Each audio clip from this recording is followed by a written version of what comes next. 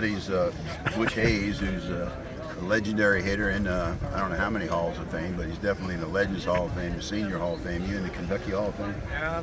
Yeah, what else? All of them. All of them. About 7 of them. I think. I can tell you that Butch and I have been playing with each other since the Salt Tree Legends, right? Yeah. And then 25 years, probably. 25 years, and then I went back on my wall, and in the 40 and over, there was a picture of the all-world team from one of my 40 and over championships, and Butch was standing on the other side. I didn't know at the time, him and his brother.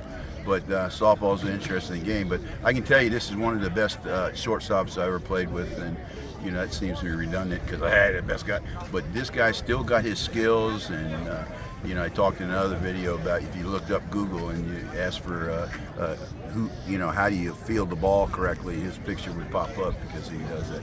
But we're here to talk about hitting, and he's also one of the better hitters.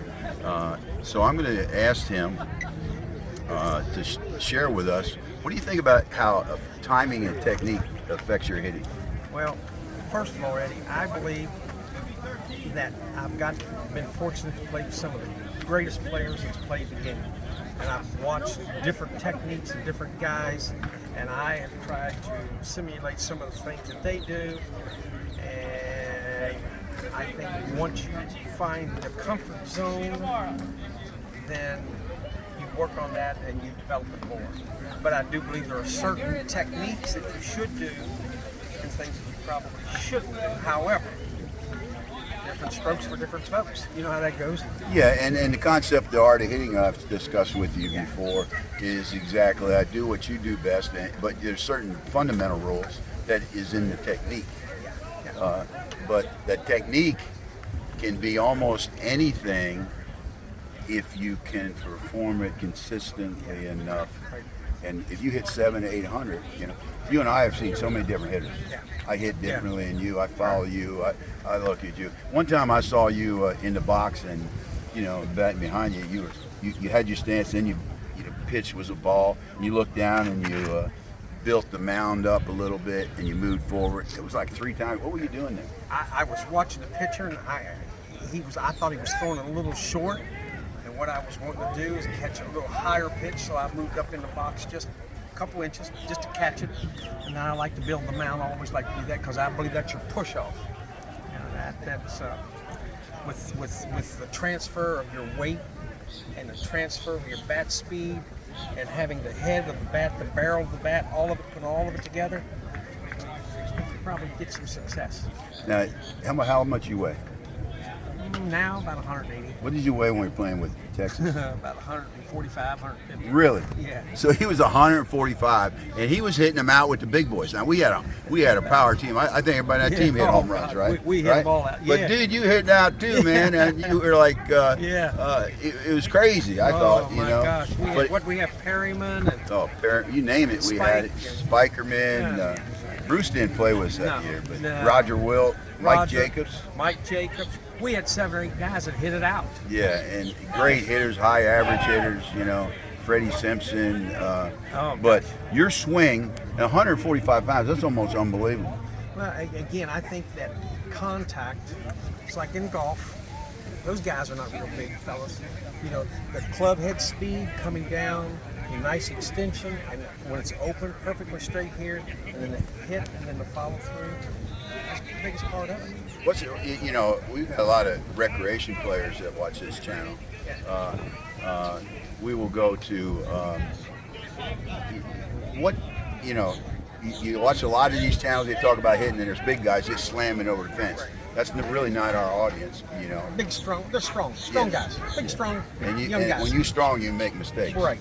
But a guy like you, being a small guy, and probably one of the best players in the country to this day, but look around our team, most of them guys are small. I'm like one of the big guys, you know, and I'm catching.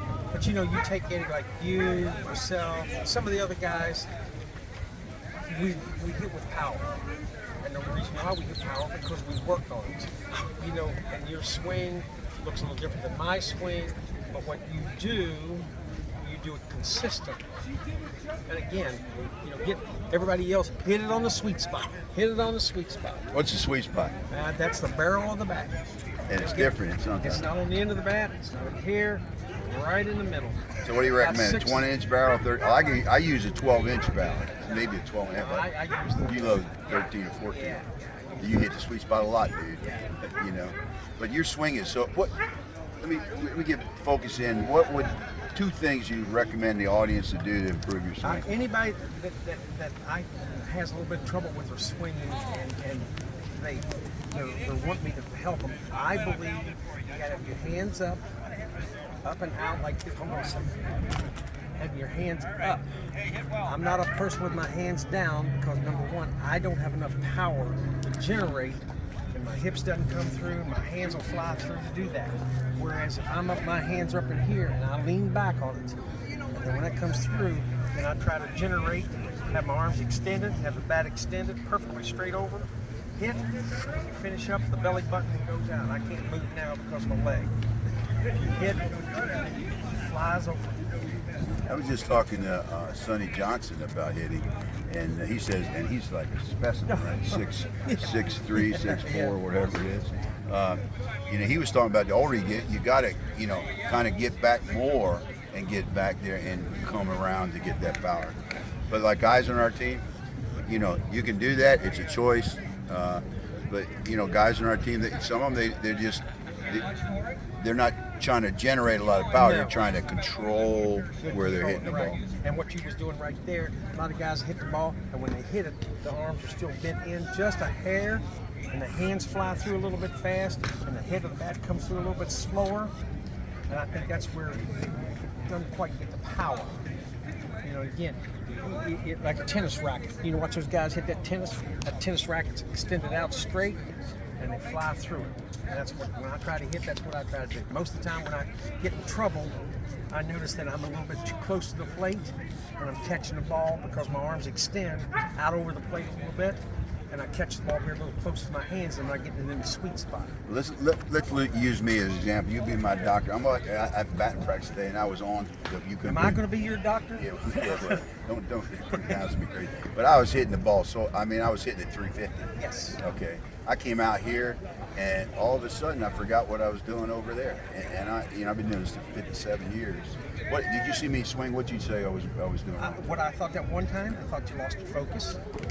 Just lost the focus on it. I thought you got up in here and you had your hands up in here a little close, and when the ball was pitched, you got a kind of a little high pitch, and your elbow flew forward, and you muscled it. Yeah. Rather than catching that high pitch, letting those arms extend out and driving it. Yeah. And I also should have went to that full count. And I didn't. Well, I go to the full count. It wasn't really my pitch. You know, at least I get another pitch. You know, but one last tip for the audience.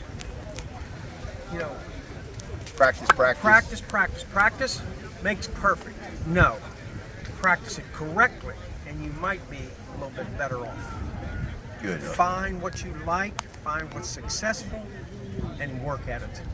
It just doesn't come one time. You got to work at it. This guy's one of the best. Love you, This brother. is my buddy. See ya. Shut it. Go on.